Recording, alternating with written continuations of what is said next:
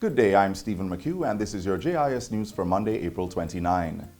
Prime Minister Andrew Holness has called on the Jamaica Defence Force, JDF, to continue its retooling efforts to respond to new and unconventional threats to national security. Mr. Holness points out that growing cyber threats, gangs and dons, as well as trafficking in guns, illegal cargo and drugs, has caused the JDF to rethink its role in society. He says part of that retooling has led to increasing budgetary support and the beefing up of recruiting and training through the Jamaica National Service Corps.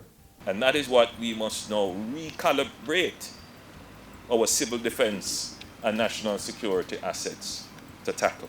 And that is what the government has been doing. And that is what I want to convey to the leaders, the strategic thinkers of the Jamaica Defence Force, that this is now your new mission, because this is now the clear and present danger to our society.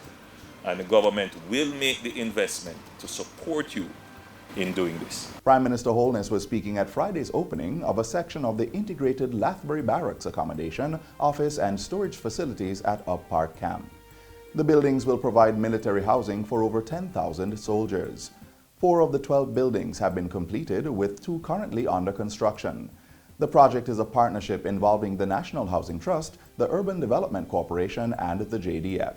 Construction of the proposed Staterun autopsy suite is expected to get underway in June.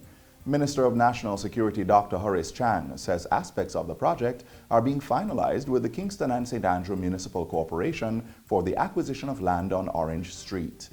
He says the autopsy suite will be designed to international standards and will enable quick closure of investigations and bringing criminals to justice in a faster turnaround time. With a long-awaited autopsy suite, there will be a significant increase, Mr. Speaker, in the ease with which you can provide autopsy reports. Minister Chang was making his contribution to the sectoral debate in Parliament recently. Meanwhile, government is investing $200 million to expand the Institute of Forensic Science and Legal Medicine. National Security Minister Dr. Horace Chan says this will increase the use of DNA and biological evidence, as well as ballistics and other scientific protocols in the fight against crime. Because we have a very serious culture of inform if you're dead in a lot of our communities, and therefore witnesses are very hesitant to come forward.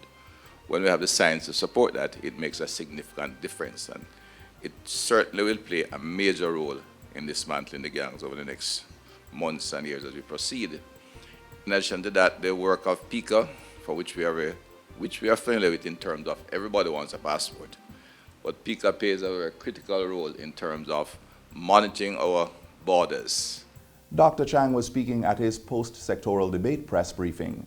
He said the number of trained pathologists had been increased from 1 to 6, which would reduce the wait time for pathology reports. Finance Minister Dr. Nigel Clarke has proposed to work with key players locally to accelerate the introduction and availability of hedging options, including a forward market, among measures to address the impact that recent elevated volatility in the exchange rate market has on businesses.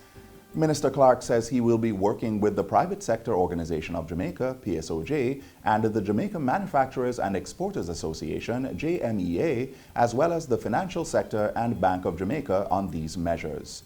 A real-time trading platform to provide greater transparency and price discovery and deepening the foreign exchange market will also be pursued. The finance minister made the commitment during a recent meeting with private sector leaders, including representatives of EPOC, the PSOJ, and JMEA. A joint statement from the minister, PSOJ, and JMEA says it was a fruitful meeting with a positive outcome. Residents of Belfield and other central Manchester communities now have a reliable source of potable water, as a water shop has been opened in the area. It was officially opened last Thursday by Minister of Local Government and Community Development Desmond McKenzie. Built at a cost of $9.5 million, the water shop also serves Banana Ground, Blue Mountain, Bombay, Virginia, Top Belfield, Davyton, and Coffee Grove residents. They will now have access to more than 20,000 gallons of purified water daily, which Minister McKenzie says will be provided to the community free of cost for the next year.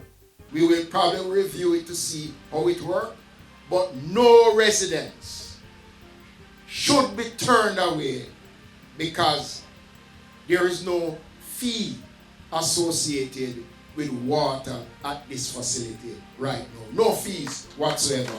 And we're going to ensure, Mayor and CEO, that those tanks should never run dry.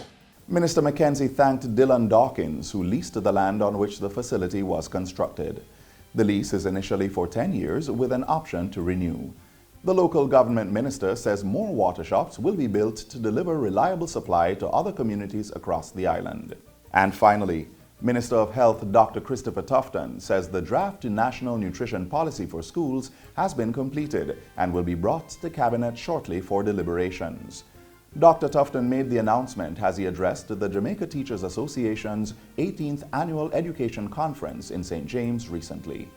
The policy is being developed in collaboration with the Ministry of Education, Youth and Information.